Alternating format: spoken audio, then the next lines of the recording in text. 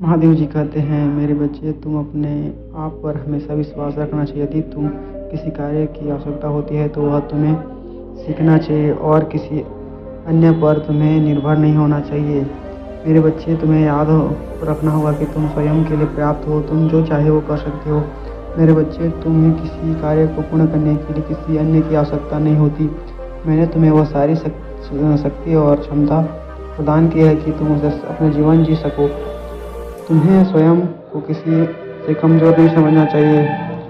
हो सकता है कि तुम किसी कार्य में थोड़ा कम दूसरों से कमज़ोर हो, परंतु दूसरे कार्य को उनसे बेहतर भी कर सकते हो। तुम्हें इस बारे में ज़्यादा नहीं सोचना चाहिए कि तुम्हारे अंदर कितनी काबिलियत है। उसके बाहर निकल के देखो कि तुम उनसे कुछ बेहतर कर सकते हो। मेरे बच्चे, इस संसार में प्रसन्न रहने के लिए 2 बातें महत्वपूर्ण हैं।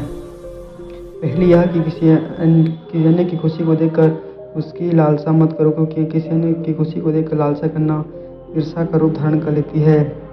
यही ईर्ष्या तुम्हारे दुखों का कारण बनती है। मेरे बच्चे, दूसरों का कारण यह है कि तुम दुखी होकर अपना दुख किसी अन्य के साथ साझा नहीं करते। मेरे बच्चे, दुख बांटने से घटता है, परंतु यह दुख हमेशा सही व्यक्ति के समक्ष प्रकट करना चाहिए।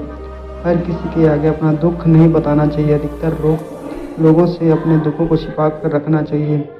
इससे आप दिखावे के लिए ही सही, पर संसार में खुशी नजर आते हैं।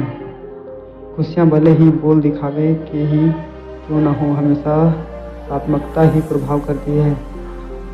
हंसी सच्ची हो या झूठी मन को प्रसन्न कर देती है। भले ही वह प्रसन्नता थोड़ी समय के लिए क्यों न हो, परंतु प्रसन्नता में वह भक्ति है।